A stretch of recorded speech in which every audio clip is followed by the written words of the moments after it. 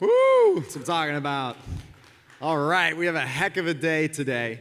We are going to be talking about Wall Street's tokenization moment. Okay, we've actually been studying and tracking a lot of activity sort of behind the scenes for the last several years, but we've noticed a massive shift this year when it comes to institutional adoption and TradFi, if you will, moving into the tokenization space. So we're going to hear from the largest banks and asset managers and infrastructure on all of the ways that we're actually seeing a new operating system being created for Wall Street and, of course, the world. So I'm excited to introduce today and have a fireside chat with Michael Sonnenshein, the COO of Securitize. So get ready for a treat.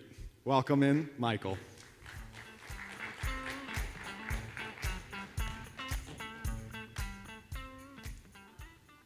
How you doing this morning? I'm doing well. How are you doing? I'm doing great. I was delighted. I got to say I'm a bit of a fanboy of watching your career. And so when Carlos was like, hey, Michael's in New York, you want to do a fireside chat with him? I was like, yes. But no, to be clear, Carlos was supposed to do this chat, and then Carlos said I would be an upgrade. Yeah, okay? well, Carlos said it. I didn't say it. He said you would be an upgrade, and I agree with Carlos. Okay, so, good. Excited to have you. Now, actually, for those of you in the room who don't know you, do you mind sharing a little bit about your background? You actually started out in TradFi, is that correct? Yeah, so God, where do I start? I spent the early part of my career on Wall Street, originally worked at Bank of America, then Barclays, and then JP Morgan. And it was the winter of 2013 that I really decided I'd done my tour of duty, so to speak, on Wall Street and was ready to do something else. And my search kind of took me in all different directions. But to make a long story short, I ultimately found fit in the crypto space. It was fortuitous, it was lucky, it was right time, right place in my life to take a risk. And I became essentially the first employee at what became Grayscale Investments, the largest crypto asset manager in the world. And spent about 10 and a half years at Grayscale scaling up that business from one product to 20 some odd products, about $60 million in assets under management, I think when I joined, to when I left, about 40 billion. Took a little time off last year and then have now been over at Securitize for about the last 4 or 5 months. So it's been a wild journey, but kind of at the beginning of writing that second chapter of mine in the crypto space. Oh, that must be very exciting. I'm excited to dive into that chapter, but before we do, I got to ask, was there a red pill moment for you when you kind of said, hey, I'm going into crypto, I see a fit here? Was it Bitcoin that ultimately got you in? What's the story? Well, so keep in mind, when I got to Grayscale, I was young, impressionable, wasn't married yet, didn't have kids yet, could afford to take a risk. Bitcoin was about $800, and at the time, it was not really believed to be something other than kind of a passing fad or something that people really weren't taking all that seriously. I think for me, the draw to Bitcoin was really being told by people that it had the opportunity to change the world, that it had the opportunity to be the springboard to financial inclusion. And I think being young and, again, quite impressionable, it was, again, just right time for me to take a risk, and obviously super happy that I did. Yeah, I think it paid off. Knowing that, you now have made the switch, if you will, into the tokenization world, joining Securitize, and now, obviously, you're CEO at Grayscale, but now you've joined the Securitize team as COO. So let's talk a little bit about what this means for you. Yeah, so I think if you take a really big step back and you look at the work we did at Grayscale, we were taking crypto assets and putting them into traditional financial wrappers. What we originally set out to do was to bring a Bitcoin ETF to market. That took a lot longer. It was a lot harder and a lot more expensive than we ever thought it would be, and ultimately put us in a position where we had to sue the SEC, and ultimately we won, and Bitcoin ETFs came to market. Now being at Securitize, I'm actually almost doing the exact opposite. I'm taking financial products and putting them onto public blockchains. And so there's a tremendous amount of adjacencies. It's the same rules and regulations. It's the same players, roles, acronyms, et cetera. So I would honestly argue a lot of the work I did at Grayscale was like the perfect, almost prerequisite for a lot of what we're now doing at Securitize. Yeah, it's a perfect merger of both worlds now coming together. And so you've been with Securitize for quite some time now, almost half a year, right? Tell us a little bit about the infrastructure that Carlos and his team has built up today, especially for those in the audience who don't know about Securitize. It's a lot of different pieces. I'd love for you to just give a quick overview.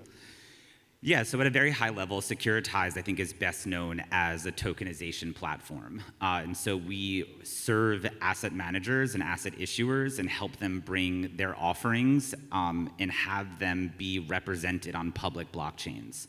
So today we work with the likes of BlackRock and Apollo and Hamilton Lane and KKR, to name a few. And in addition to some of the products that they offer in traditional format to their investors, we are now helping them offer those products to a broader group of investors by having those interests in those products represented by security tokens, and those tokens sitting on blockchains such as Ethereum, Avalanche, Polygon, Solana, you name it. And so as Securitize has cemented itself as the leading tokenization partner, we've, Carlos, to his credit, I've only been there a couple months, has really put together some really interesting pieces surrounding the business. So we have a broker-dealer authorized to sell tokenized securities. We have 2 transfer agents, an analog transfer agent that does traditional transfer agency work like corporate actions and things of that nature, but also a digital transfer agent that serves our on-chain products. We operate in the RIA space by serving RIAs with custom SMA portfolios as they're looking to deploy bespoke crypto strategies on behalf of their clients.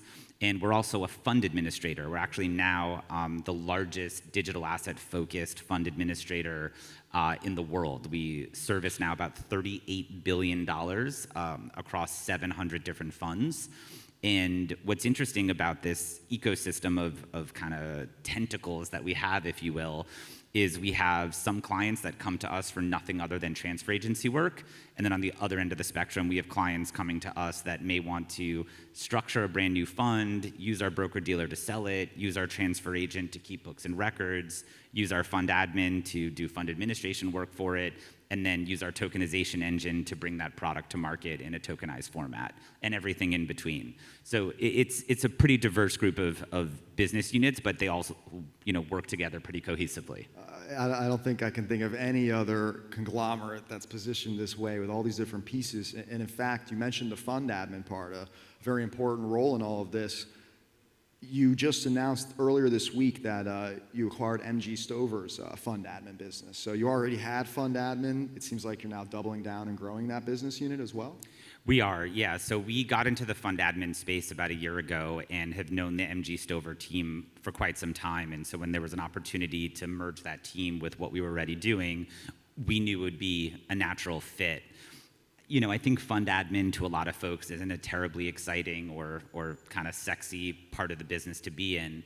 But for us, as we've gotten to know our asset issuers better and better over time and understood better and better what fund administration work looked like for each of them, as they've been wanting to increasingly tokenize their offerings, it does require very specific knowledge to be able to service these funds with the tokenization elements that go into them. And so having that, that knowledge in-house, I think, has been a really important driver of growth and really allowed a lot of our customers to scale their offerings. Yeah, is there any sort of details you can give around how the fund admin business changes thanks to being able to leverage on-chain technology? Yeah, I mean, the fund admin is able to service customers that are, staking, that are, using wrapped assets, that, they have accounting systems that account for, 8 decimal places, things like that, right? Your traditional fund admin is usually not yet set up to service these types of assets. And so it's really a function of the knowledge and kind of the working experience around handling digital assets, valuation metrics, et cetera, that I do think allows our fund admin team to really stand apart from your more traditional fund administrators. Yeah, that makes a lot of sense. And when we're talking about this sort of infrastructure that you guys have developed, and you have the largest tokenized fund on a public chain, you guys have the leading number of, large institutions using you guys. What do you think the main reason is? Is it because of this infrastructure? Is it the ability to, for example, lower the ticket minimums, as we've seen with many of your clients take advantage of with fractionalization, if you will, thanks to tokenization? Do you think there's any core couple of drivers that you think are really driving this interest for Securitize? Yeah, so one, I think asset issuers are coming to Securitize because we're vertically and horizontally integrated, and it's a one-stop shop for them to, make this foray into, tokenized securities. The reasons why asset issuers are wanting to tokenize really runs the gamut. So to your point, it could be democratization of access, right? So for example, we recently brought on chain Apollo's diversified credit fund. Private credit has been a huge area of growth on Wall Street, but by and large, unless you have those types of relationships or your private banker can give you access to that fund, it's not the easiest thing to kind of get access to. And so by bringing that asset on chain, selling it through Securitize's broker-dealer, it opens the audience up to a lot more investors.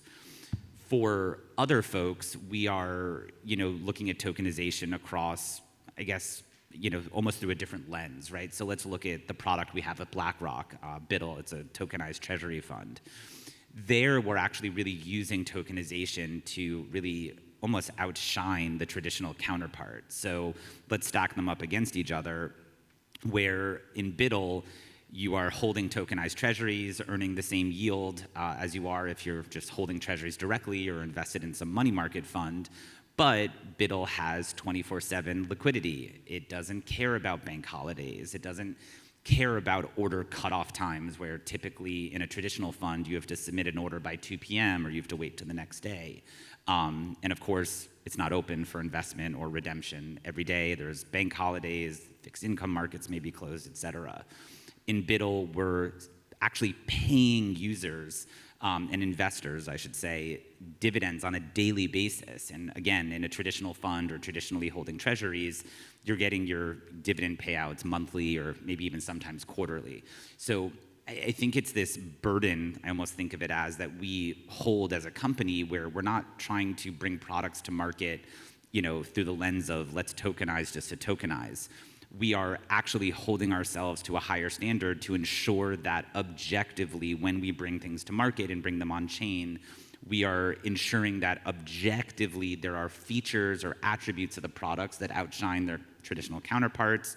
We're giving investors quicker or more frequent access to their capital, or maybe it's even the opportunity for enhanced returns. So that's kind of how we think about it. Definitely sounds like all of the above when you're able to take advantage of that kind of movement of money, dividends, assets.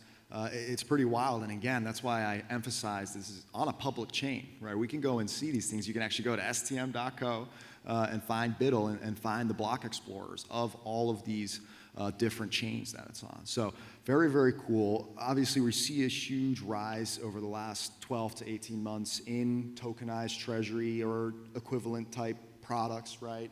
You just mentioned private credit. Is there a specific focus for Securitize at this time? Or is it, if you're interested in an application of your infrastructure, you guys are entertaining it?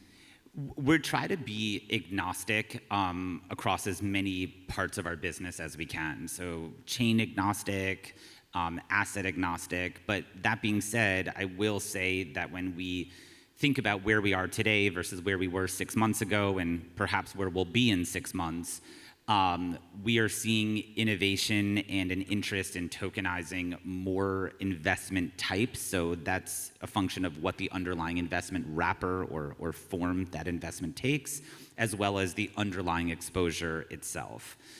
If I really examine that as closely as possible, we definitely feel strongly that the assets that are probably best candidates for tokenization are those that are most liquid, have the most frequent opportunities for purchasing and selling or subscribing and redeeming, assets whose valuations are most frequently updated minute by minute, second by second. And so, I was in Paris last week. Hey, Scotty. I was in Paris last week at Paris Blockchain Week, and I don't know if I got flack for this or not or whatever, but I basically said that something like real estate isn't the best thing for tokenization, and a whole bunch of people freaked out at me. And the reason I say that is because the valuation on something like that just doesn't move that frequently. And that's not to say that there isn't some unlock or some synergies that can come from being real estate on chain. If you and I wanted to buy a piece of real estate together and represent our interests through a token, sure. But at the same time, it's not what the on-chain economy is demanding of these assets at the moment. They're demanding frequent pricing, liquidity, transparency, et cetera. And that's why we're moving more towards on-chain money market funds and more liquid assets just generally. I think that's really well said from a philosophy standpoint. But personally, do you have an opinion on maybe what asset class you think is going to continue to really take, say, the main stage this year or maybe next year? I think we're about to see a big, I don't want to say fight, it's not the right word. I think we're going to end up seeing a lot of friction start to arise on ultimately where tokenized equities end up going. And the reason that I say that is because there is definitely a mindset shift underway that I think over the last decade plus, as more and more people have come into crypto, become more and more comfortable with wallets and infrastructure and things of that nature, their wallets have become this destination where they house these bearer assets. Their Bitcoin, their Ethereum, et cetera. And at the same time, they're still holding or have brokerage or investment accounts that are totally separate and distinct from that. And so I think a great question for this audience to think about, and certainly as a part of this event, do you take the bet that the traditional brokerage firms, investment firms, are going to faster bring the investment opportunities that exist in wallets today over into investment accounts? Or would you sooner bet that those providing wallets and infrastructure and access to crypto assets are going to move faster to bring the investment opportunities available in brokerage accounts over to wallets? If I was a betting man, I would bet on the crypto community and bringing those opportunities over. But you're talking about trillions and trillions of dollars. You're talking about a tremendous amount of infrastructure that surrounds and governs the way that equities, ETFs, et cetera, are traded day to day, settlement systems, participants, payments, all kinds of things that go into them. And so I think there's going to be an increased focus on tokenized equities over the next couple of months, and it's going to be very, very interesting to see how that all plays out. I love that. I think maybe both of us are a little biased, but I would bet the same way. And that's actually a great segue into the next question I have. I was in New York City last month for Tokenize New York City, where we saw you guys announce with Ethena the new Converge platform to connect institutions to DeFi, right? And actually just today, you announced you're going to be building on Arbitrum. Very cool. Yep. Tell us more about the mission here. What's the initiative here? What's the outcome, the goal? Yeah, so one of the things that we also believe from a utility perspective that we're trying to unlock at Securitize is bringing RWAs into the world of DeFi. Again, going back to the Apollo credit product, for example, if I just own that directly through my private banker, et cetera, I'm certainly not going to be able to use my investment in Apollo as collateral to go trade in DeFi or, enter into some kind of looping strategy or something like that in DeFi.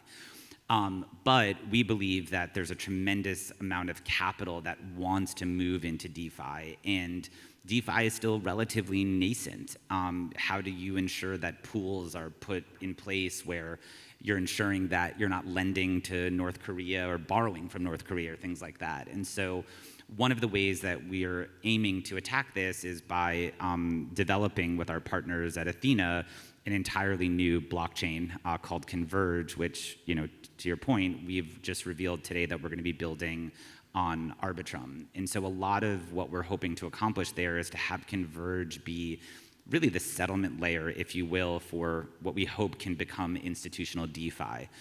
marrying the types of assets and quality of assets that Securitize brings from RWAs with Ethena's reach into the world of DeFi. So we're hoping to have a test net up, hopefully in a couple weeks, a main net, hopefully a little bit later this year, and believe that there's a really, really big opportunity to kind of bring those two worlds together.